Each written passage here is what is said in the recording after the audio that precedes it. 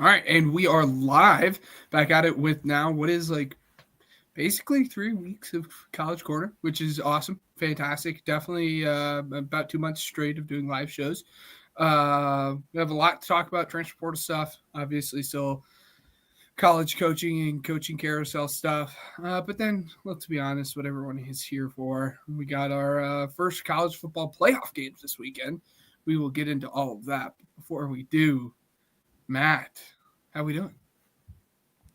We're doing great, Ben. So much is happening in the college football calendar. I know we all kind of rag on the calendar and how poor it really is, but it just makes December so much more like just packed Oh yeah. because I mean, I get it. I get why people the free agency every single year, like we're having guys announce that major names going into the free agency, the transfer portal prior to the playoff games. So it's like imagine if, January 1st, Justin Jefferson was like, I'm going, I'm signing with X team. It's, I Yeah. understand from the outside, but it just makes December even more like just loaded.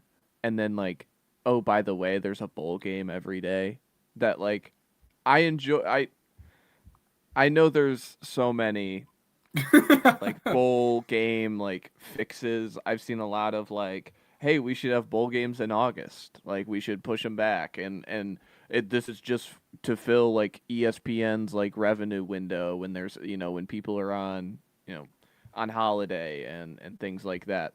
I still love it. I still love this month. I love that I can turn on ESPN and like we're gonna shout out some bowl games, but like the CUSA champion is going to face the MAC champion at 10 a.m. on Friday.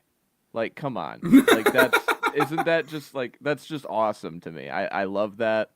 And then we have like playoff games that night start, and there's just always a game on, and I do enjoy this time of year because it's just so loaded with everything that we're getting.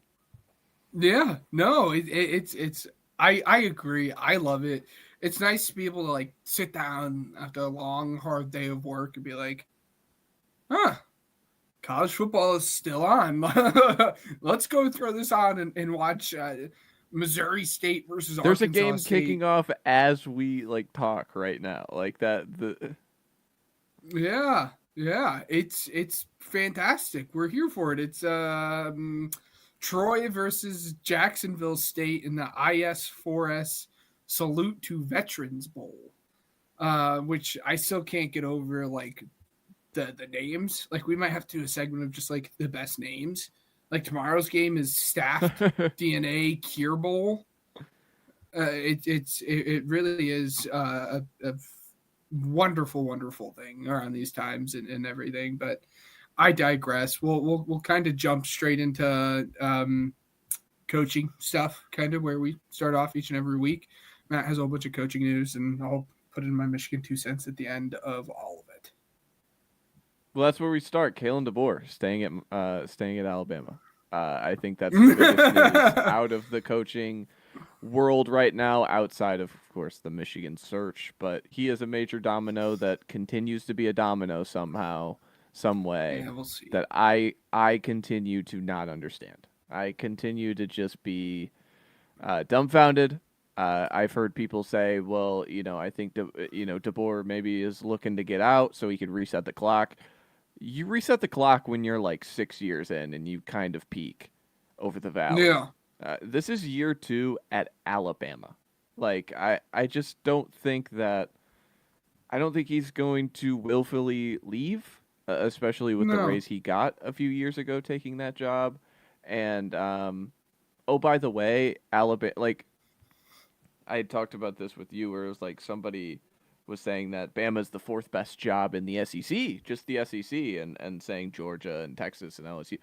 Alabama from like I looked at this like 2008 has been top 7 in recruiting Yeah. rankings, and they haven't dropped off at all with DeBoer. Like they're still in top threes and top fives.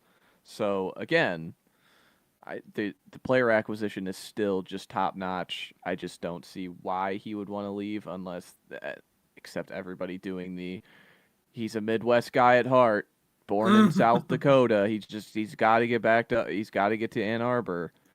I don't know, man. I don't. I the hope for me isn't dead for it, and again, we'll get into the Michigan of it all. I still don't think it's completely dead. Like if they get like just blown out and they lose to like Oklahoma by like 21 points or something, I don't think you can completely rule it out. But I mean, he obviously did say in a press conference like, "I'm staying here. I'm coaching Alabama next year." The Penn State of it all was the thing that got me, where he's like, "Yeah, I didn't talk to them at all." And so either Yeah. that's like malpractice on Penn State's part, where they're like, like the story goes is that they based everything on the Auburn game. If Auburn won the Iron Bowl, then they would have like full court pressed DeBoer. But there Mm-hmm. wasn't even like an inkling of a conversation of like, hey, like, how would you feel about this if we gave you this, this NIL budget, blah blah blah. And he's like, none of that happened. So Mm. again, it's he continues to be linked to all these like jobs in these major Oh Big yeah. Ten jobs, and I'm just hesitant. And then we get into Kyle Whittingham. He has stepped down. They were very adamant about stepping down. Maybe he gets the Michigan job. No, I'm just kidding. But after 21 years at Utah, Kyle Whittingham is all done there. Morgan Scalley, the defensive coordinator, he's been the head coach in waiting for the last few years since this was announced. Um, I assume there is a world where Whittingham is done, and it's just operating in this world of college football. He is done with. I would completely understand that. I mean, we saw the greatest coach in our sport do that in Nick Saban. Literally, like one day it was like, I can't do this NIL stuff anymore. And so maybe Whittingham is Mm. like that. Maybe in a year's time something pops up that he's interested in. Who knows? But I do think after a 20-year run, I don't think he has any desire to coach anywhere else. No, I have to imagine he's gonna stay there, or well, he's not gonna coach anywhere Kind else, of and be like like this a is gonna be senior his final. advisor kind of Yeah, thing. Like, yeah, yeah. like Like just do exactly what say like I mean literally go the Saban route and yes, just yes, have like a still partially active role within Utah, but not in like any like full major capacity as like a head coach or like a yep. DC or something, but still have an active part within the program is probably where my head is at with him. I agree with you. And then I could speed through these. If there's any comments, let me know. But Washington State hires a head coach, Kirby Moore, the Mizzou offensive coordinator and brother of Saints head coach Kellen Moore. So I thought that was interesting to note. Mizzou fans seem pretty happy. I know they didn't like him as an offensive coordinator, but hey, who likes their play caller? Uh, Speaking of people who did not like their play caller, UNC fired offensive coordinator Freddie Kitchens. There is still no word on who is set to replace him. Maybe. Oh man, that would have been interesting if BC actually pulled the trigger on firing Bill O'Brien, because that would have been funny to see UNC go after Bill O'Brien. Just Oh yeah. Belichick going through the Rolodex of his guys. Um, Coastal Carolina hired Ryan Beard as their head coach. He is from Missouri State. Their first year in the FBS, they are actually playing in a bowl on Thursday, 7-5 in the Xbox Bowl. Yes, it's exactly what you think it is. Um, Mm-hmm. he, he takes a pretty big step up from the FCS level to the FBS level and still finds a way to win 7 games. So again, I think Coastal got a pretty good one there. We'll see if he can kind of take over the Sun Belt a little bit. And then we get into some coordinator news. Chip Kelly has interviewed for the Georgia Tech offensive coordinator job. No guarantee on if he's gotten that yet. That's kind of been circling the last few days. And then Jim Knowles was not retained by Matt Campbell and instantly went to Tennessee. So after Yeah. they fired Tim Banks, so Jim Knowles going to the SEC. He was an interesting wrinkle of this entire Penn State thing to me because somebody was going to want him. Like if Oh he yeah. wanted to keep coaching, somebody was going to want him. And isn't that crazy? That was one of the again, it just adds on to the piles of the Penn State, failure of this year. But like, how much they paid him, and how it was this homecoming kind of thing, and he is the missing piece on the defensive end, and the defense was fine. Like, I don't want to sit here and say there were, gangbusters or anything like that. It was more the offensive collapse, and just overall culture of it all. But like, he was formulated as the missing piece, Yes. to find a way to get them to or go from 3 wins to 6 wins and get a bowl game against Clemson, I guess. Yeah. I don't know. I mean, I'm sure if he could go back in time last year, he would have just stayed. Right? Like, I Mhm. mean, he had it made out for him when he was at OSU, and it was like, I'm gonna go take more money and try to see if I can Yeah, now that's what's turn this. crazy is like leaving all of those talented, like there are so many good players on that Ohio State defense, and he was just Absolutely. willingly Yeah. able to leave. We gave it away for money, I guess. And now here we are. I mean, a year later. I mean, not that Tennessee's a bad job by any means, but I mean, you'd have to think OSU's a dream job for many, especially on the defensive side of the football. If you're just going to be a DC for the rest of your coaching career, it's no, still crazy to me that he left. But again, he found a landing home very very quickly. So All right, I mean that's all from the coaching side. there we go. If we want to, I'll do the Michigan thing really quickly. okay, Really, the main thing about the Michigan thing that's making me upset is the Kalshi of it all. Like, too many fans are investing way too much into like what this stupid yeah, app is saying the they odds never are. know They have no idea. They have no idea. And like why how today, I betting think the odds highest. work. How betting odds work, to cut you off, like, and then I'll circle back. Like, Go how for it. betting odds work is odds change based on who is betting. So there's no informative information on that. It's all No. inferences because we're still at like an early enough stage that all anyone's really doing right now is guessing. Once you see someone to get to like minus 500 odds, that's when you know someone's putting a lot of like a large sum on something they know. That's when you Yeah. start to get those like predictive, sites being, but like at plus 200 Kenny Dillingham, nobody knows anything. Nah. No one knows anything. All of that being said, again, there are way too many self-proclaimed insiders that are out there saying that they have this breaking piece of information that is gonna kind of shatter the cycle, and it's always just the same garbage. But again, all that being said, obviously I don't know anything. This is just an educated guess at this point. I really am starting to think that it is Kenny. There's a lot of stuff that like he's getting an extension. That extension's been in the works at ASU since last year, and he has never put pen to paper on that.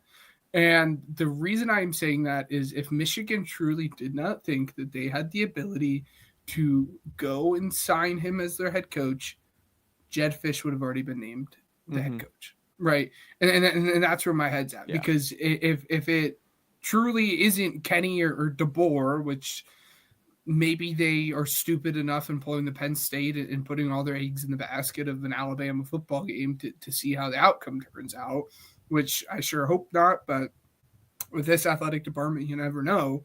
But again, I truly think if it was any of these other guys, they would have already been hired. I think January 1st, right after ASU finishes their bowl game on December 31st, we'll get the news that Kenny Dillingham is the head coach. Again, these are all educated guesses. He had a pretty weird press conference clip today. I don't know if you had seen that, but like people were still asking him about like whether or not he's going to take the Michigan job, and he didn't say no. Unlike Kellen DeBoer, I mean Kellen DeBoer was very like, nope, I'm going to be the head coach at Alabama next year. Yeah. And Kenny Dillingham just said something about how he wants to focus on the game in front of him and the people that are in the foxhole with him, and then he will make his decision afterwards.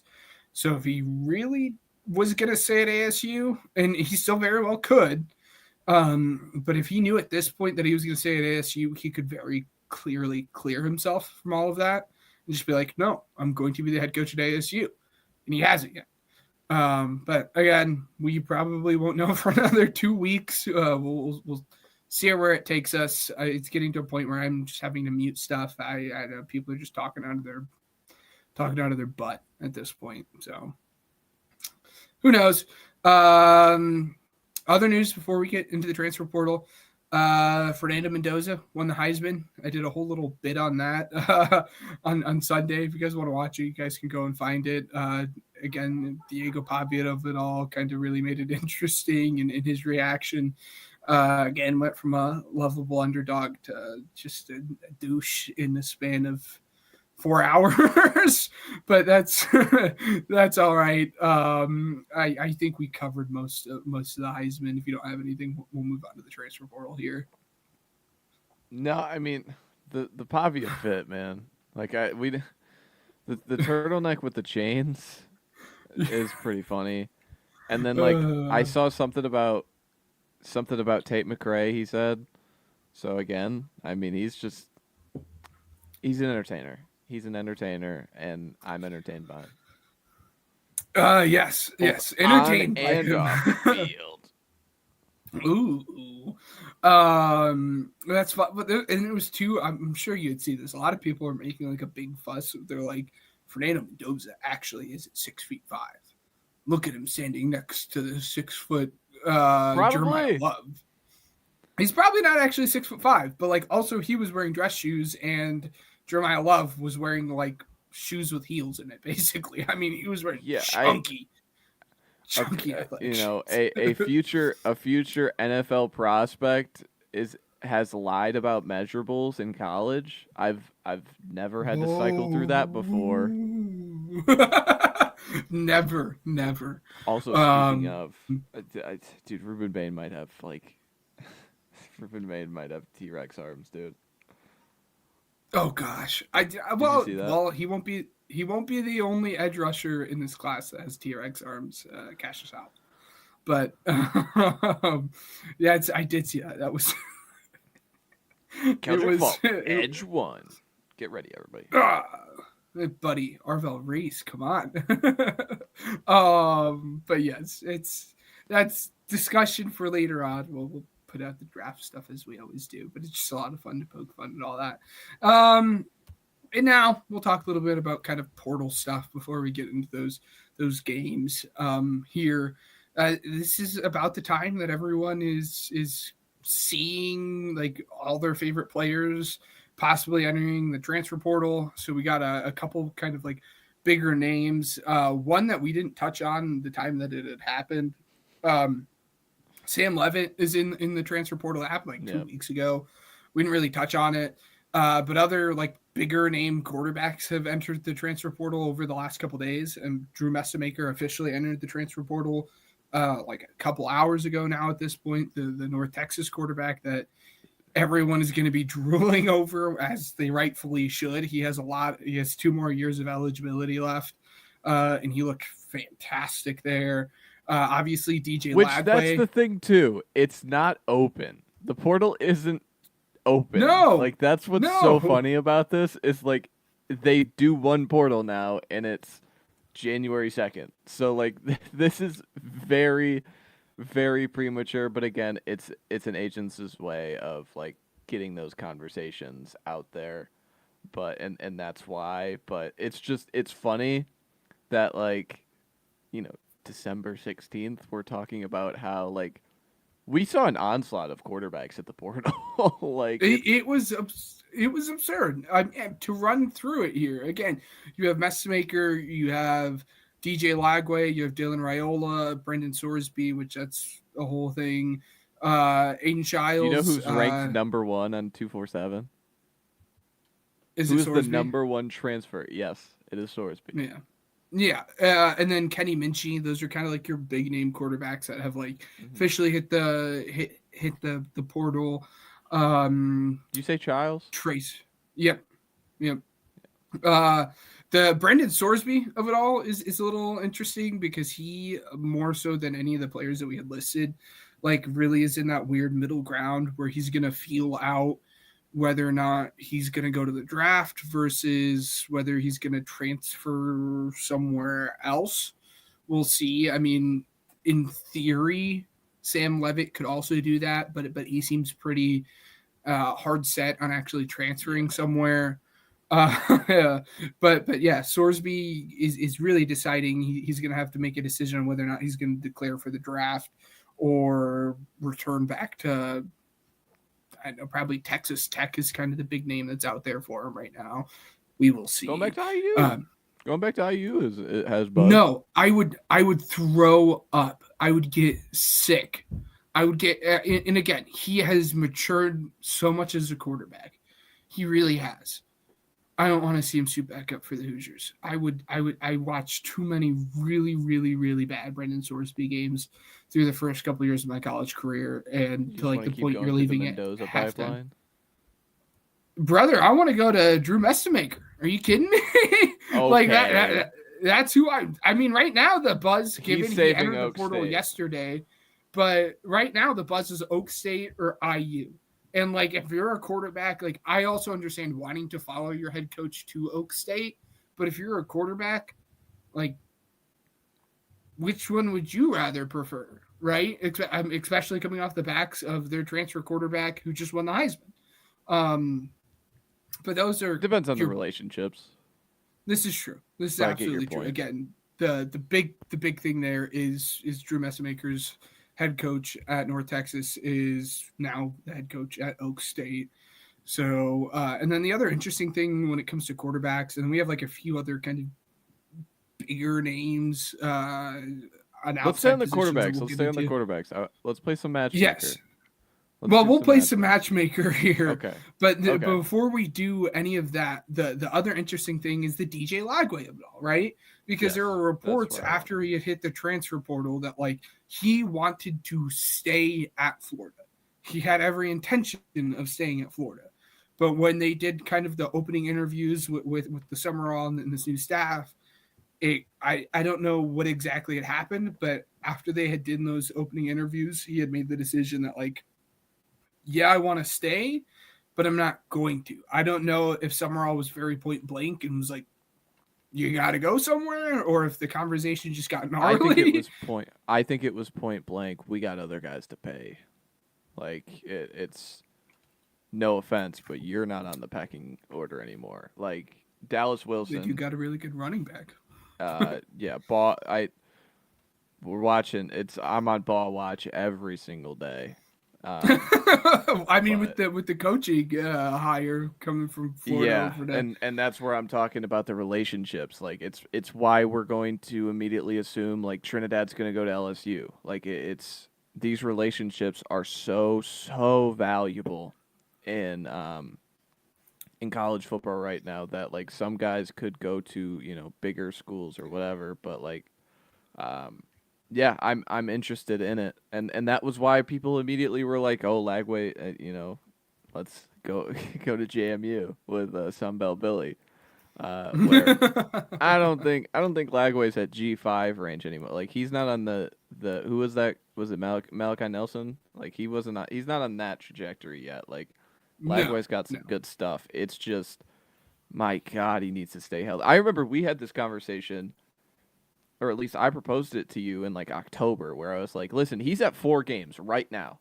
He's at 4 games, and you can redshirt after 4 games. Should he just redshirt right now?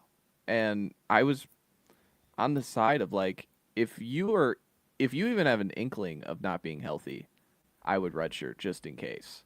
And he ended up sticking it out and playing for a 4-win Florida team, and yeah, so it's weird. But Lagway, staying on Lagway, the teams I've seen, and I don't know if you can, what was Baylor? Baylor was one of them. Miami was one of them. Louisville was one of them. Yep. And Louisville's brand new. Louisville's in on 2 quarterbacks here. DJ Lagway, another one we'll get into when we play matchmaker. I mean, obviously Louisville will be in on all of these guys here, right? But heavily linked to another one of these quarterbacks, which we'll get into when we do matchmaker here. I mean, we can start there. We can start with DJ Lagway. I mean, in your dream world, where do you think the best fit for him is? Because in my head, I know where it's at, especially considering Trinidad Chambliss has not entered the transfer portal yet. Obviously, he has the game he needs to focus on this upcoming weekend. We'll see. He poked fun at it with that AT&T commercial. All of that being said, I would love to see him go and play at LSU. And if any coach is going to be able to get everything out of DJ Lagway, like him or not, it's Lane Kiffin. You can't. You can say a lot of bad things about him, but you can't knock his quarterback development and him as an offensive mind. Like that is where I would love to see him go.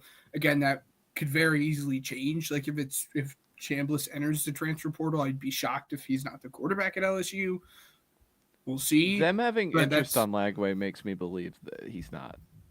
I don't know. I don't know why. Really? I think that makes me believe he's not, because wouldn't they just sit on their hands and wait and know? Like you know what I'm saying? Kind of Yeah. thing. But again, who knows? All of this is estimation.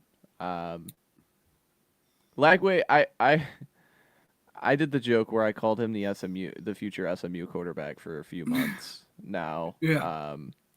So again, I would be interested to see him. Any Texas school, I think is interesting.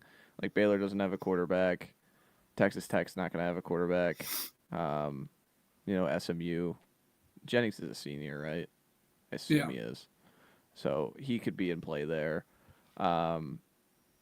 LSU would be interesting, right? I mean, I think it'd be weird for LSU fans to say, "Hey, the guy who threw 4 picks or five, right?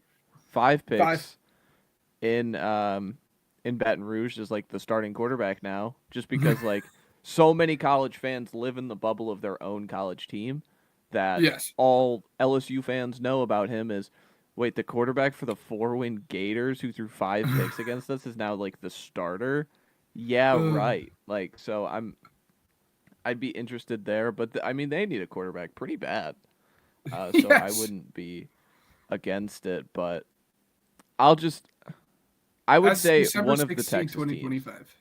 One of the Texas I would teams. say So one of the Baylor, Texas Tech. teams, and I'll say Baylor just because there is that like lineage. I think his dad was a part of Baylor athletics at one point, so I'll go Baylor. All right, there you go. Moving on to the next quarterback, Dylan Raiola. Texas Tech, lock No it in. read. Here we go. I have no read. So the reason I had brought up Louisville being in another quarterback is because of Dylan Raiola, right? And there was like a kind of small report that came out today that like Texas Tech isn't really interested in him, but Louisville is. Which I said when this is that I genuinely believe that Mahomes is a major NIL player with this team or with this program. Oh, yeah. I don't think he likes him, and and so I don't think his funds will be committed to him. That's why I think they were really quick to be like, no, like we're not going to even entertain this for a second. So no. Louisville's where my head's at. Speaking of like, I mean, they have been the team where like these transfer quarterbacks have gone and kind of made a little bit of a name for himself. Given Miller Moss had more of a name for himself than what Tyler Shuck did when he had transferred in there. But we have now seen it for 2 straight years. Them getting that transfer quarterback and doing a little something with him. And Dylan Raiola seems like a perfect fit within the scheme. So Louisville's where my head is at for him. But at this point, December 16th, you don't have any read on where he's going to go? I like the Oregon. I think him coming off the leg injury and likely missing, like he's going to miss spring. So again, like I don't think that, like, if he wants to play this year, he can.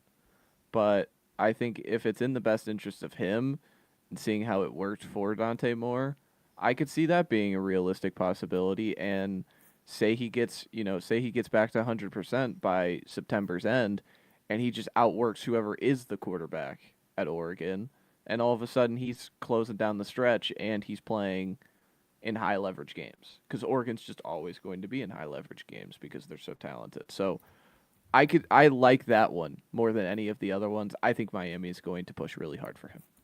I think Miami loves to push for, players of this sort. When you think of like the high pedigree, and slash like gunslinger that Ward was, can win it with one throw. I think Miami is just going to continue to be in on all these transfer quarterbacks. Absolutely. My head is at this very next place in terms of Miami. That's where Sam Levitt, I think, would be a very good fit at. Speaking of a quarterback that just wants to sling the rock, and that is it's like the antithesis of Sam Levitt. That's kind of where my head is at for him. I don't know if you ever read on the Sam Levitt. I don't. Situation. There hasn't been much rumor around him No, since, like, which is weird I've because he's been seen the quarterback that's been in the transfer portal the long. Well, declared for the transfer portal the it's longest. the same names as what like Nakos is reporting. It's four names we've talked about: Oregon, Indiana, Miami, LSU. Mm-hmm. I'd be interested in LSU. I think when you think about the chaos factor of what he can do and what Lane could do with someone like that, I would be interested in that one. Um, I'll say LSU because why not? All Don't have a right. strong read on him at all. Nope, not at all. Brandon Sorsby. And you could always opt out and say the draft for this kid because again, that's something that he is going to have to make the decision on um, pretty shortly. I mean, within the next month, he's going to have to decide whether or not he's going to be playing college football this year or this coming year, or if he's going to declare for the draft. So I have a pretty easy fit here in terms of if he stays. I think it's It's for Tech. me. I think the perfect. Yeah, yeah. Well, and it's funny too. I mean, maybe I'm just kind of perennially online here when I say this, but it was funny. I guess his girlfriend has also transferred and is at Texas Tech for track, and everyone's like, "Oh, it's confirmed. He's going to Texas Tech and following his girlfriend." And that was like a really funny thing that I think it happened this morning or last night or something. But I mean, of all the quarterbacks and the predictions we're going to make, this is the one that I'm probably most confident about. Like, I think it's probably Texas Tech or the NFL draft. So, Yeah, I would agree. I know there is that like there is the Indiana interest, and I think Indiana just has the funds that I think they're just going to do what Miami does and continue to try and get a major player out of the portal, and all the other starters are going to be at a level that we can continue to compete, and just getting the quarterback right year over year is going to be the plan. But yeah, yeah, I think yeah. Texas Tech is pretty easy. Yes, yeah. And then we'll move on to one that is also pretty easy. Drew Messmaker. I mean, it seems like it's probably Oak State at this point. I'm still gonna hold out hope and say it's Indiana. It probably is just between those two schools. You never know. LSU could come out of nowhere and offer this kid a boatload of money to play football for him the next 2 years. Um, but does Drew Messmaker in Oak State, is that your prediction? Yes, yes. Yeah. I hope it does happen because listen, he led the country in passing yards this season after having one start from like high school on, and that one start was the most recent bowl game at the start of the year, I think against like Texas State. Yeah. And so yeah, I stay with Eric Morris, brother. Like that's I wouldn't hate, going to, the Shanahan RPO stuff with Indiana, but just stay with Eric Morris for right now. And I think he could get to the league, man, like at what he's doing Oh right yeah. now. So, Absolutely, absolutely. And then again, obviously the other two kind of bigger names are Aiden Childs and Kenny Minchie. Those mhm. guys, I is not much of a read on at this point, especially Kenny Minchie, which I don't knock the kid. I mean, CJ Carr is definitely the quarterback of the future, for Notre Dame here, and then I'll throw Jaden Davis in here too. Michigan's quarterback will be a redshirt sophomore next year. Makes me think again. There's a lot of speculation about Bryce Underwood, but if he hit the portal this soon, I kind of hoping, and maybe it's copium at this point, but it makes me think Bryce is probably going to stay. But we'll see. You never know. You really never know. And then again, really quickly, the other kind of bigger names that are in the transfer portal or names that people have probably heard of at one point or another. Dylan Edwards, that was a name that has been out there for like a month and a half now at this point. It's been one Texas running back, CJ Baxter, Nick Marsh, the wide receiver for Michigan State, and then defensive back Boo Carter for Tennessee. Those are kind of, again, the big names. Will be as we get closer to January 2nd with the portal opening up, we'll get more names. But we will see. Dylan Edwards is a really interesting case as well because he's now transferred once already. Didn't really work out. I wonder if he gets a Power 5 offer at this point. Who knows? But that's it, guys. That's the transfer portal right now. Yep. Well, we didn't talk about Philo with Georgia Tech, and I don't know if you saw any of the Aaron Philo news that seemed to be based out of Georgia Tech. Like Georgia Tech, what is it? Like fan accounts was like he's going to Florida for $3 million. Like that was. Really? It's like done deal. Like that was, I was seeing a lot of that throughout the afternoon today.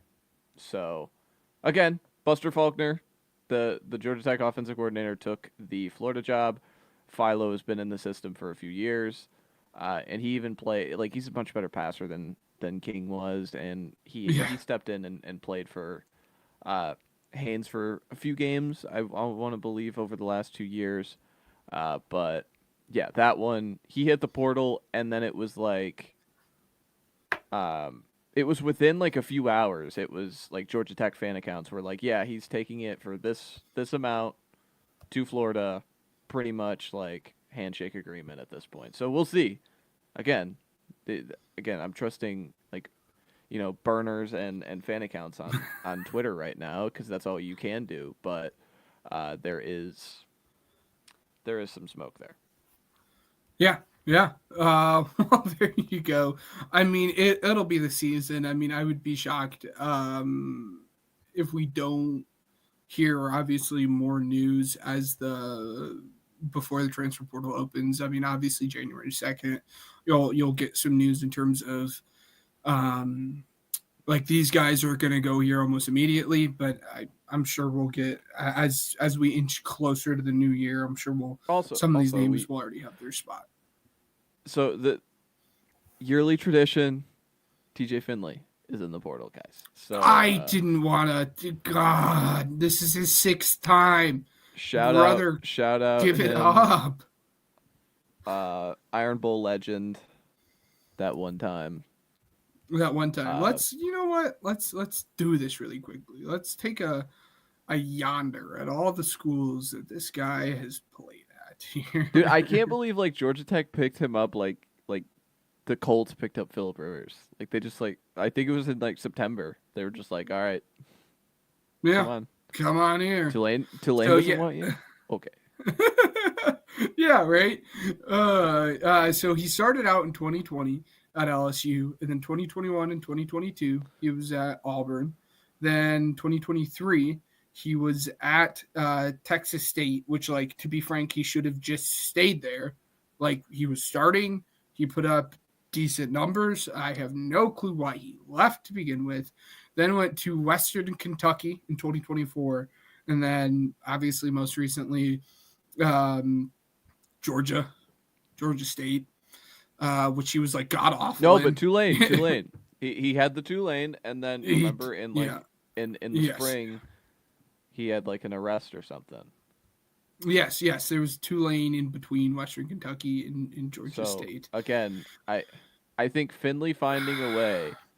Only he would find a way that in the span of 370 days, he has been in the portal 3 separate times. Is that funny? That it's He hit gold. It's last year's golden. winter, he hit the spring, and now he hit this year's winter. Yeah. Fantastic. Would you look at that? Again, Right. brother, give it up. Give it up. We So, had to hit on it. We had to. Yeah, I agree. But okay, now we actually have like games to talk about that like matter. Not that like the other bowl games don't. And there's like 2 that I think are interesting, like honorable notables. Welcome to the Xbox Bowl breakdown, guys. Yes, let's go. Which is like, side note, this is like another reason that like I was a little upset with Notre Dame not doing it. Like these players got like free Xboxes. Like, and again, you're just Which is hilarious. Your team with that. But yeah, it's absolutely fantastic. But I'll let you take it off from here, and we'll go in order from Saturday's game to noon, the middle game to the late game. But I will let you take it over from here, brother. All right. Let's start Friday night. Norman, Oklahoma. Alabama travels to Oklahoma in a game they are currently the favorite. I know it's been jostling, but it's right at the 1.5. It's right at the pick 'em window. Like it's Vegas has no read on it. This is a rematch. I believe the only no, Tulane Ole Miss. How could I forget? Mm-hmm. It is one of 2 rematches in the opening round. Obviously, in the first one, Oklahoma secured their playoff spot pretty much when they won this game. I remember being a Texas fan, and when that happened, just my soul dropped out of me because they lost to Georgia and Alabama lost to Oklahoma. So put Oklahoma up in there. But again, this is all about what Oklahoma's front has been able to do to teams this year. They probably have the best defense in the conference. But the biggest thing is that even if that defense is great, you think about like the SEC opponents and how they've controlled. So like Auburn doesn't really have a passing game. South Carolina doesn't really have a passing game. Mizzou and LSU to end the season, they don't really have a passing game. The few times that they faced guys who can kind of stretch, and even Underwood in his first start out of conference, I'll mention that one too. Not really has a passing game. The few times that they did face a passing game, and Alabama included, like Arch for 1/2 and in the second half specifically was able to stretch the field. Trinidad threw for over 300 in Norman. He threw for 315 in that one. And the only reason they didn't score more is because like they brought in Austin Simmons on one of those goal line packages, if you remember. Tennessee had a crazy amount of yards, and we know their passing offense. Like Aguilar threw for almost 400, but the only reason they lose that game is they have 3 turnovers, including one where R. Mason Thomas like pulls his hamstring, but still gains like 40 additional yards. And then the Alabama game that I mentioned, like the literal difference is a pick 6 in the red zone by Ty Simpson. He still threw for over 300. So again, this is a back end that is susceptible to these overwhelming air attacks when they've faced good ones. So I'm really interested to see how Venables kind of adjusts to those things. Because Simpson has played pretty bad his last 4-ish games. And is there a world where the Georgia game kind of broke him, from a spirit conversation? But interested to see from that point of view. What do you have on this one? I mean, everything that you had said, but I mean, more so than anything, if we want to talk about Oklahoma's defense, I mean, the big factor is the guy that you had mentioned previous in R. Mason Thomas, right? He didn't play that earlier season game because of that hamstring injury. He looks to be available. I mean, their signs are pointing to him being available. He's not on the game. Yeah, he's not on the list. Yeah. So signs are pointing. We'll see how like healthy he truly is. Um, And man, that'll be a fun matchup seeing R. Mason Thomas versus Caden Proctor if that's the route they choose to go. But I'm interested to see how that defense does end up pressuring Ty Simpson because again he gets very antsy in the pocket there. And again, it was something that you had astutely pointed out to us. I mean, it's some horrendous footwork when this kid has to do anything outside of the pocket in terms of just like getting his feet actually set and planted. And I mean, that's going to be the key to victory if Oklahoma wants to win this game is again, get some pressure on Ty Simpson and see if you can kind of make him into that sloppy footwork, have a turnover, here, have a turnover there. And then on the flip side of that, Oklahoma has struggled to actually put together like an efficient down the field, like real passing attack. Especially since that injury to Drew Allard, since John Mateer.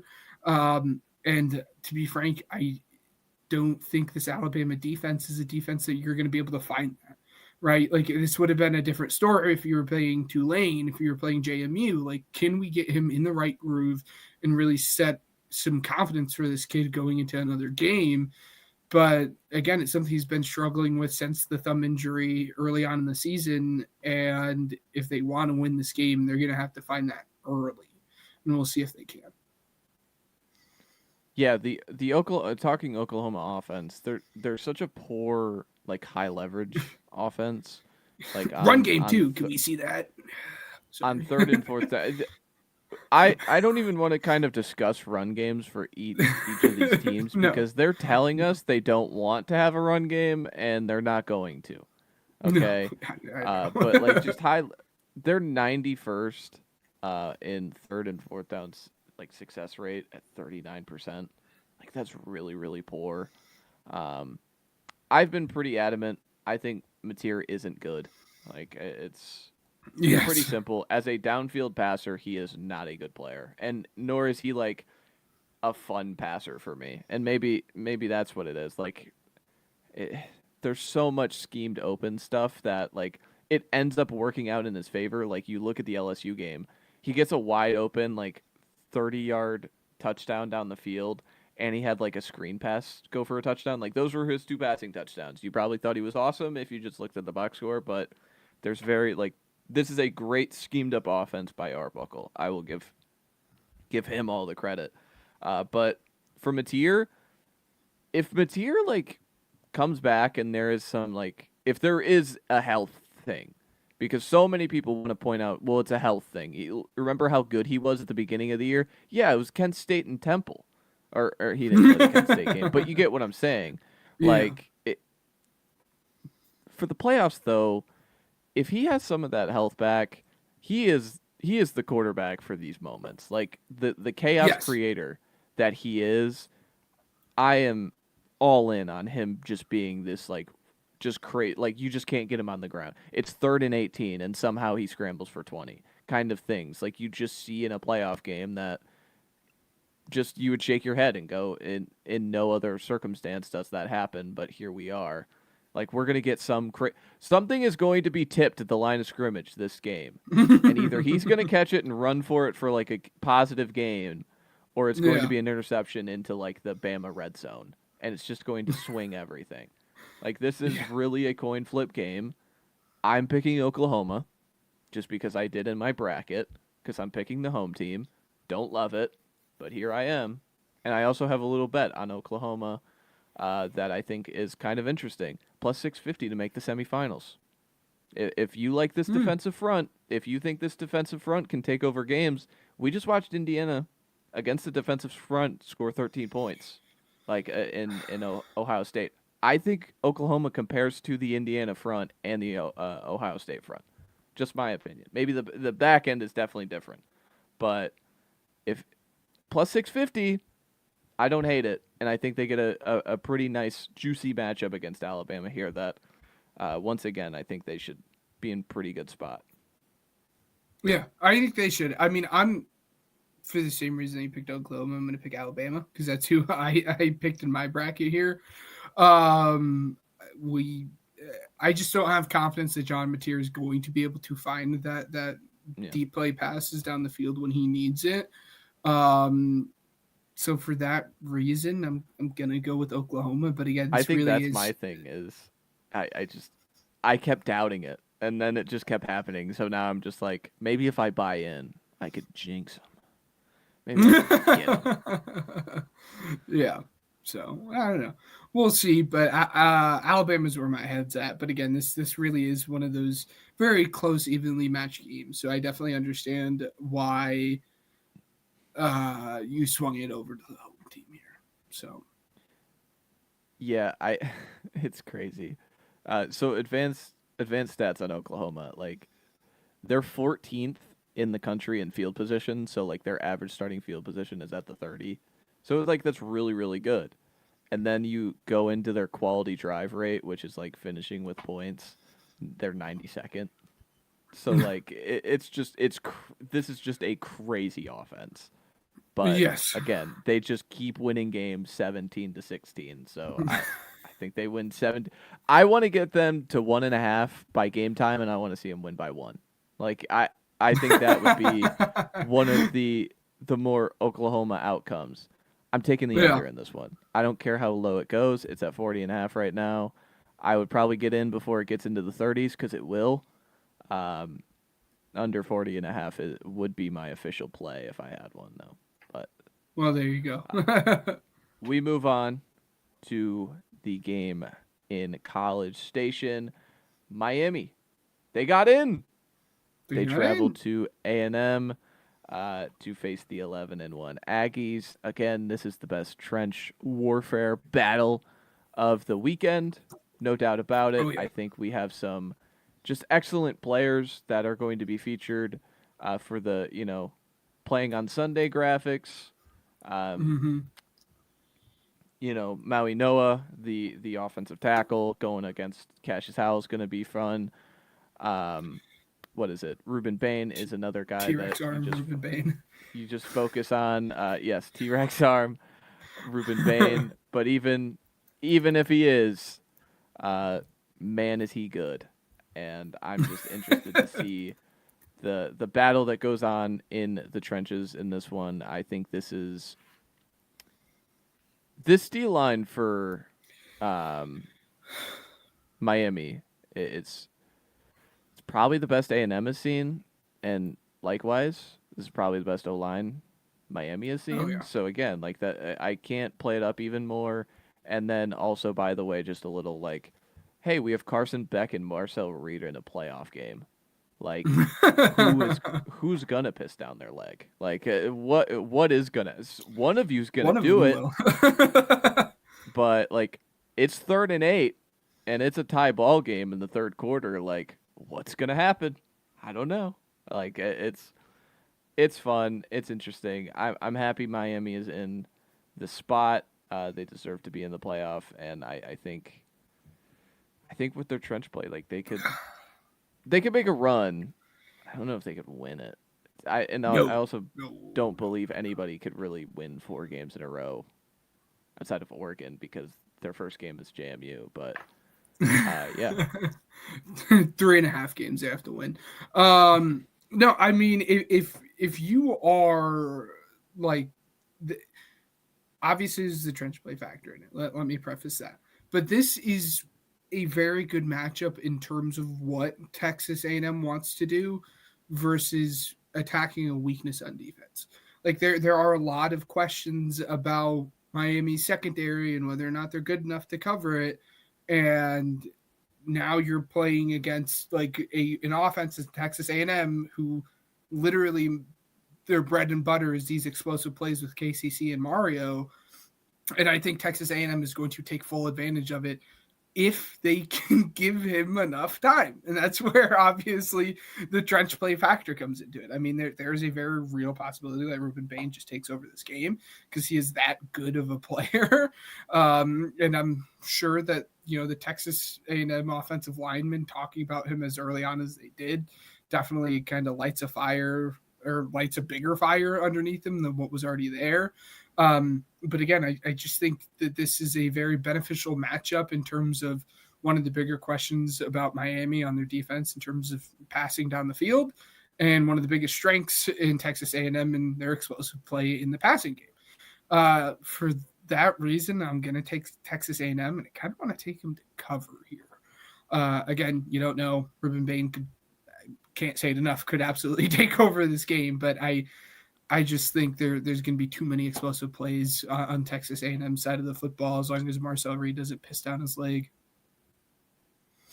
Yeah, I agree with you. And then like in the secondary, I think one of their Miami's one of their good players, I think Scott is his name. I can't remember. Keontae Scott, maybe. Yeah. He's on the list for injury.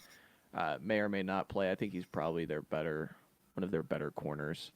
So again, that just feeds into your point talking about it. But I've been thinking about it again, attacking the underdog thing. Like, what does Miami have to do on offense to kind of keep pace with A&M? Because I think A&M's going to score regardless. I just think they are that explosive that they will find a way to just get a pop game, or Concepcion will get like a 40-yard punt return, and all of a sudden, like it flips field position, things like that.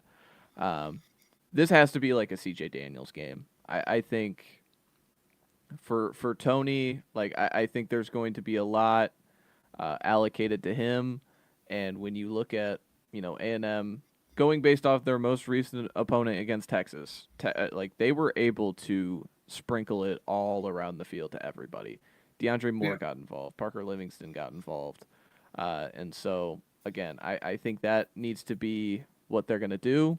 And I think we know Tony's going to be a player, but Daniels down the field winning in ball winning situations, I think is going to be very important to kind of keep pace with A&M. If you hear what I'm saying, I'm Do you taking trust the it over. enough? Yeah. Taking the over, that's quite the shot, especially considering trench play that we had just talked about. But I mean, do you Mhm. truly trust Carson Beck in this Miami passing offense to be able to keep pace with like Texas A&M? And like, I mean, I know it's like easy to just write this game off and be like, oh, Texas A&M because they have the offense that Miami doesn't. But like, I question the pass catchers that they have to be able to get it done in the first place. So then you consider that it's Carson Beck throwing the football, which is a funny turn of events, right? You never know what you're going to get from Carson Beck. We'll see if he blames the loss on someone else or himself here after throwing 3 interceptions. But like, I just don't even trust Miami enough to stay in this game offensively at this point. I trust him just because all the metrics are good. He's been in big spots like this against, like, you think about Notre Dame early in the season, and then like coming off. I get it. It's the lower end of the ACC, but like the positive momentum for them going into this one since the SMU game, they're averaging almost 40 points a game. So like Yeah. again, have they faced anybody like A&M? Probably not, but still, I think the positive momentum, what I've seen, uh, I do think they can.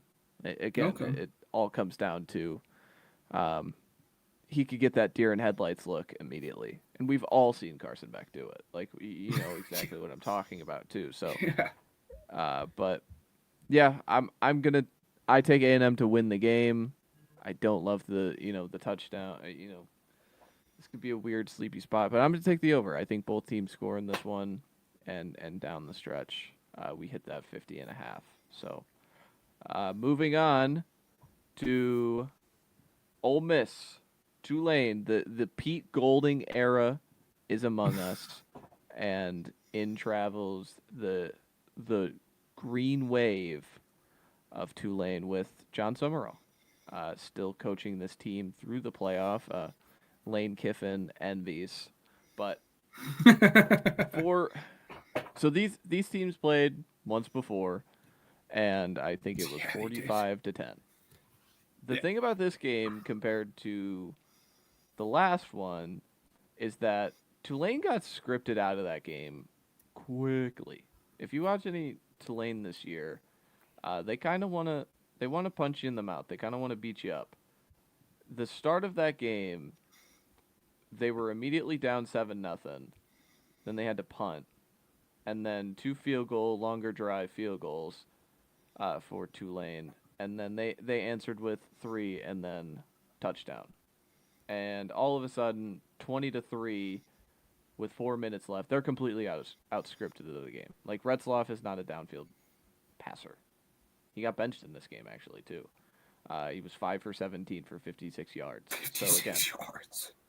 not a good game plan. Not a good game outcome for him. And their only touchdown came in the fourth quarter when it was completely out of reach. So, again, I think this has to be, for both of these G5 programs, it's the same thing for me. If you want any chance, it's hanging around. And so how do you hang around? You have to be all those variance things. You got to get every 3rd and 4. You got to stay on the field and convert these long drives. Convert 5-minute drives into 7-minute drives, or get crazy explosives that turn into 70 yards. Not so much like it's just you can't really dink and dunk these programs, these teams, and it's tough. I think that's the way it's got to be a variance based kind of game. Yeah, I mean, I hate to like rule them out, but I mean at this point, I think the bigger question in this game is like, does Ole Miss cover the spread or not? And like we'll see. Again, there's obviously the factor of it all, as you said, with Golding here versus when they played, Lane Kiffin and all. In this game, and correct me if I'm wrong, but this was kind of like Trinidad Chambliss, like welcome to the moment kind of game, given it was Tulane. But this was kind of the game that like first like threw this kid on the map. Again, I don't trust Retzlaff like at all in this game. Again, he struggled immensely, as you said.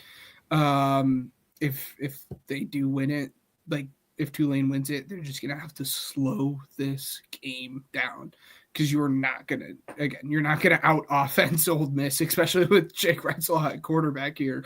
So again, if you want any chance of winning or covering, you just have to slow it down. And as you said, go on 7, 8, 9-minute drives and just take up an entire half of a quarter by just marching your way down the football field. All that being said, I don't think they could. I don't think they could do it. And again, maybe me and everyone else ever is going to look stupid, but we've seen it once before, and it was an absolute ass beating. And I have no reason to believe that it won't be again here. And yes, like Summerall is still technically coaching this game, but as you said, like he, as everyone knows, is at Florida and is already actively making decisions at Florida to begin with, i.e. DJ Lagway. So he already has that foot out the door to start. Tulane doesn't stand a chance. And I hate to say it, but I mean, that's truly what it is. Yeah, the positive I will say is that for Tulane in their most recent performance in the conference title game, they did shut down a very prolific mean green passing offense. Yeah. And they have Caleb Hawkins, the running back there. The thing is like Kawan Lacey is up there for me for like transfer of the year. Yeah. Like I think that guy has been, every time I watch him, my eyes just gravitate towards him. I think he's a phenomenal player. And what is it? He almost 1,300 rush yards this season, and then we know about Chambliss. He has over 3,000 pass yards, and he didn't get to play done like with the his first. legs too. And he can too. But the thing about Tulane that sucks is like I just don't think they have a quarterback that can throw you into a game if needed, and we've seen it. This exact situation happened before. So like if this yes. if this gets out ahead of them too quickly, I wouldn't be surprised. But yeah, I'm gonna take Ole Miss. I'm gonna take the cover. Yep. All right. And then we move on to the final, the nightcap in Autzen. JMU travels to Oregon. Before we get into this, Ben, if Duke was in this game, what do you think the spread is? if Duke was in this game, the spread would probably be like 17 and a half, probably Yeah, pretty 14 close, and a right? half, something like I don't think it would be. I still think it would be this giant spread. Yeah. And we would probably be talking much of the same in this game, maybe outside of the quarterback play with Arian Mensa. But other than that, I think we'd be talking about this game very similar to the way that we're talking about JMU. Yeah. The big thing is for me, the more I look at this game, the more I'm kind of like I think JMU's rush offense could give some fits to Oregon cuz similar to the Alabama and Oklahoma conversation, Oklahoma against really good pass defenses has been kind of leaky. You think about Oregon this year, and you know Penn State was able to run pretty good on them. IU punched him in the mouth. Iowa was pretty successful in terms of an Iowa way. So again, like when they've been challenged with these rush offenses, they've been pretty leaky at times. Not you know insanely bad or anything like that, but they've been gettable, and I think that is the entire identity of the JMU team. They have a back Wayne Knight Wayne from Knight, Seinfeld, it's good. very good. He's one of those highlight guys that you click on and he's really good. But yeah, and then JMU's defense is pretty good. So again, most metrics like JMU's defense, 29% success rate against them. Again, have they faced anybody with the athlete of Oregon? No. But they're rooted. Like there is a rooted in them to play strong defense and run the football, control the clock. I think that's how they do it. Um, I would say I'll say this. I'll say the take now. I think the margin between Ole Miss and Tulane is bigger than this one. I do think JMU has Mm, the recipe to stay in the fight. They also have a coach leaving too, in Bob Chesney. So again, yeah. that's not like a chip that I'm like, oh, their coach is staying and Tulane's is leaving. But yeah, I think JMU has the recipe to stay in the fight for a little bit. But then again, and then the other side for Oregon is like, are any of their guys healthy? Like I think we're all looking at this like they're gonna win the football game. So I don't, as bad as that is, I don't want to talk about it from that angle. They're gonna win, but Yeah. um, are their guys going to play? Is Decorian Moore going to play? Is Sadiq going to play? Are they going to get some of their tackles back? They've just been a gutted football team, and let's see if they do. Yeah, we'll see. We'll see if they do. Again, I mean, I think if all goes right, as you said, they have a a game plan to beat Oregon or at least stay in the game with Oregon. All that being said, I mean, we've seen Oregon's front seven on defense be very, very good when they want to be. And if their hope to win this game is to run the football, like I think again when Oregon wants to be, they can have one of the better front sevens in all of college football. And we had seen that very early on the season, given it's kind of waned as the season has gone on. But if Oregon could do it against like Power Four schools, why would they not be able to get it done against Yeah, JMU? And I don't want to like be like a jerk by like saying that, but I mean that truly is kind of where it's at with them. Um, I kind of like Oregon to cover the spread at this point. I mean, I think you said it last show. I'll probably sprinkle in some alt spreads and everything along the way as we go here. I don't have a whole lot of confidence in terms of like if Oregon gets in front early. I just don't think that they obviously have the guys to do it. Like Alonzo Barnett was a fun story. Like we didn't know if he was going to even play this year due to the injury. But I just don't trust that guy at all to actually push the ball down the field. Like if Oregon jumps out to like a very like big lead, let's say it's like 21-0 halfway through the second, like it's just going to be an onslaught at that point. Like if you put the ball in Alonzo Barnett's hands and tell him like go get him, Tiger, it is just going to get even worse. Um, I I think Oregon wins this in a landslide. I really do, as the spread tells you here. So Yeah, it's set comfortably at 3 touchdowns. Speaking to the point of high leverage downs, JMU's offense ranks 20th in the country, 49.4% success rate on third and fourth downs. Oregon's defense is 50th, 38.8. So again, like if you get into a lot of third and three, again, it's all about the start. If you can get the right start and chip away, Barnett is not a good downfield passer at all. Like if he's a good athlete. Like if he wants to play in the NFL, he could play a different position. You know, yeah, like I think he is a caliber athlete that could stick around.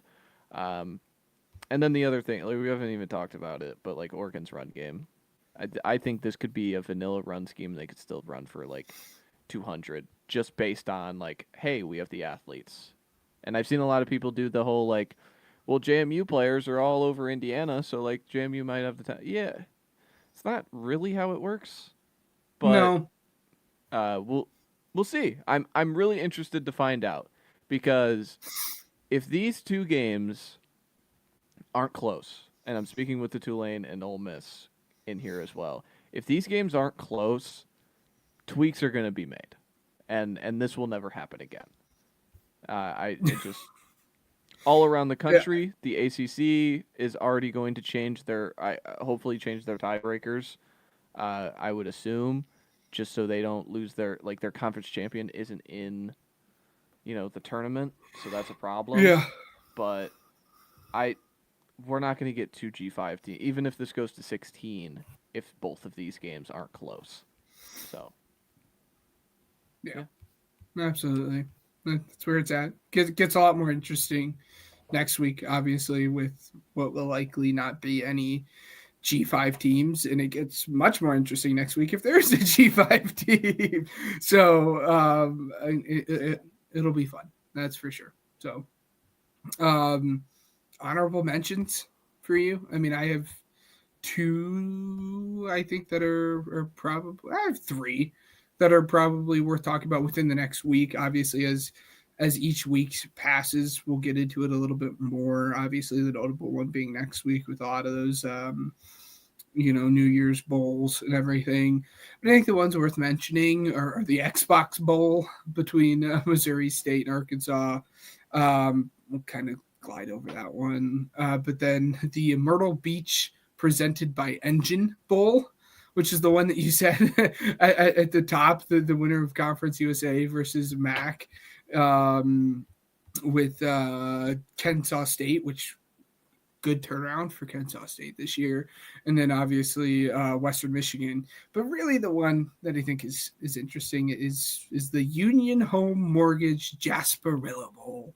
For those who aren't ball knowers and don't know who's playing in that game, that's Memphis versus NC State. I mean, this is like probably like the second big bowl between like names that we're all familiar with outside of the buckled up LA Bowl with Boise State and Washington.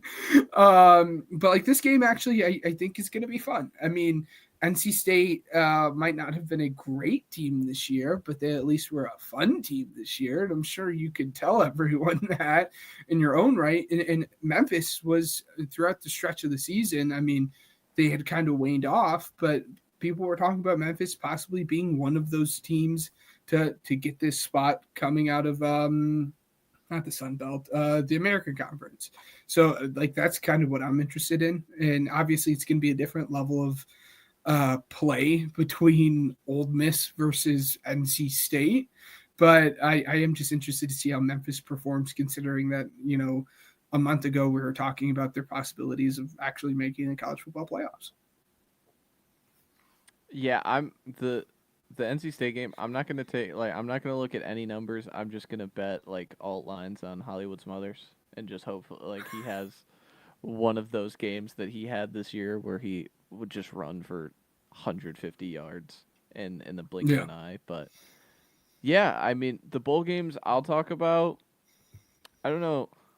I don't know the schedule for next week just because of the holidays, but I'll just give a shout out right now to Cal and Hawaii in the Hawaii Bowl. Okay, Hawaii's an awesome pass offense. They're playing at home, and oh by the way, Cal's quarterback Jaron Kiawe Salakaputeli is based in Hawaii, and he's gonna play in that game, and it's on Christmas Eve. Like this is maybe the best storylined Hawaii Bowl we've ever had. This is the most excited I am for any bowl game, by the way. Um, like just it is going to be awesome, no doubt about it. You hit on the Myrtle Beach Bowl, and then I'll hit on Saturday. The FCS is in the semifinals, so again, they're going on at the same time as the G5 games. So again, if they get out of hand, you could turn on ABC at 3 o'clock. Montana State. You got a rivalry game to go to the FCS playoffs or the FCS championship game, and then as a nightcap, Illinois State has just been this like Cinderella of the Yeah, FCS oh yeah. playoffs. They knock off North Dakota State, and then they won their game last week. Apologies on who that was. I want to say Was it Tarleton? no, it was UC Davis. UC Okay. Davis is who it was. They're facing Villanova, and so again, I think that is there's more playoff games going on in college football, even outside of those. But Well, yeah, that's fun if too because this is like the first time in I think it's only happened 8 out of like the last 10 years where like within the semifinals it's not one of the Dakota teams yeah, in South or North Dakota, which like yeah, it is usually dominated by one of those two teams. But I mean, as you said, I mean Illinois State knocked off I North have already Dakota won money by in the the game. way on the FCS playoffs. I don't like. I know that sounds insane. There was a bet before the playoffs started that was North Dakota State or the field. I took the field at plus money. They were Mm. minus money before the playoffs even started, and they lost in round one as 20-point favorites. So again, I profited immediately. I don't know if any like I doubt anybody else saw that, but Ugh, hey, I degenerate. seized the moment, but that was, profit stock. Yes. But yeah, those are some Stumped. games going on too. Just the FCS as well. Just wanted to give a little shout out to it, especially because like, do you see ESPN? I see what you guys did there. I'm just gonna say that they put they put Bama and Oklahoma as this standalone. They put Miami A&M as this standalone. Those are the games everybody wants to see, right? And then they put the G5 kind of in this no man's land. They put the G5 games against their own programming of the FCS semis, and the NFL is happening. So again, they know what they were doing. They threw those games on TNT. So again, Yeah. they said you guys could have these games, but we're gonna get We these see games. you. We're gonna get the good games. We're gonna get the good I ones. bet the Yeah. ratings last year for Tennessee and Ohio State probably dictated that. But then again, Oregon can't play in the 11 o'clock time slot. Like I give them that. Yeah. uh, yeah, it'll be fun. I'll kind of say this before I have a final thought about Indiana football too. By the way, we'll figure out what we're gonna do in terms of holidays. Hand up. A lot of it's my fault in terms of just lots of travel for me. Going to like 3 different places over the coming week in terms of all of that. We will get something out in terms of some capacity. I don't want to like be that guy, but if you're expecting a longer show, probably expect it to be College Corner compared to the NFL show. But we'll figure it out. We'll keep you guys updated on the social medias as we go. So just make sure you guys are following that. It's Pigskin Project on Twitter. That's kind of where most of this stuff gets posted. But before we close it out, I don't know if you have you seen this Stephen Daly thing with IU. Like that's Very big bummer. Very big bummer. that's heartbreaking for those who don't know, I mean, he's one of like IU's like better defensive linemen, and like while celebrating the Big Ten championship game, like he was like jumping up to like high five a fan. No clue what the injury actually is, but is now going to miss like the rest of the season with that. I mean, Kirk Signetti came out and said like it was a significant injury, and he was likely to miss however long. I mean, again, there's a real possibility to make it to the championship game.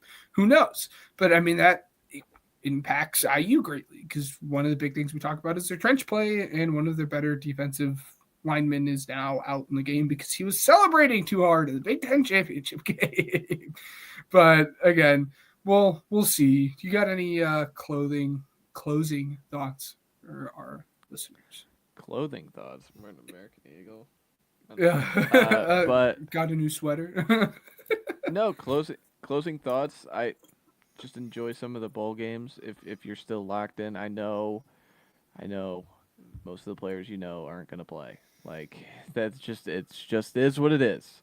But it is fun. Yeah. I love the bowl games. I never want them to go away. I like that we have a ton of bowl games. I understand the point of why we should kind of disperse some of these bowl games and there's just too many. I understand, but it is an opportunity for so many different players, for so many just underclassmen to get opportunities. Drew Mestemaker is one. Drew Mestemaker was nothing. Jade Mayava, again, giving these opportunities to these guys. I never want to see him go away just because, I think maybe I'm different than everybody else, but it's easy to turn on a college football game and just be entertained. And then sometimes you see something and you go, so many games I watch, I'm just like, oh, number 17 is good. Like that number 17, I like the way he moves. So again, I don't need to know the names. You don't need to know the names. Just watch some of the games here and there if you're on holiday. And I think you're going to see some fun football and you'll see some fun moments. And then also, shout out Jeremiah Love going to the NFL draft. I'm very sad that he is just all done, but he is.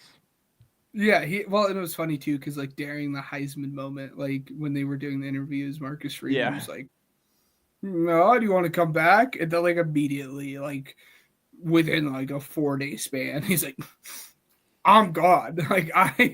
I'm out of here." Which, there was a Zoom clip of him talking about it. Like someone said, in a joking manner, he's like, I don't know.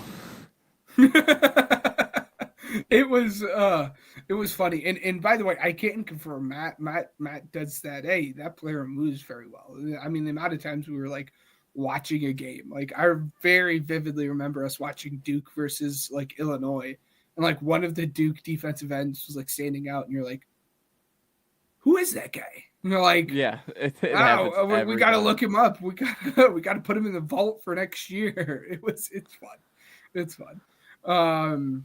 But yes, make sure you guys stay tuned. There'll be some, as I said, episodes in some capacity for everything. That being said, the preview show tomorrow is still a full go. Everyone should be there. Ryan has finally come down from the Packers sadness that threw him into his deep spiral that caused him to miss the show last week. All jokes aside, that is obviously not the reason he did that. But everyone should be back 9:30-ish Eastern, 8:30 Central. Make sure you guys tune into that. Recap shows every Monday, as always. And we will see you guys again in some capacity next week. As always, take care and best of luck to your favorite team if they play this weekend. Unless you're an Oklahoma fan. Screw you.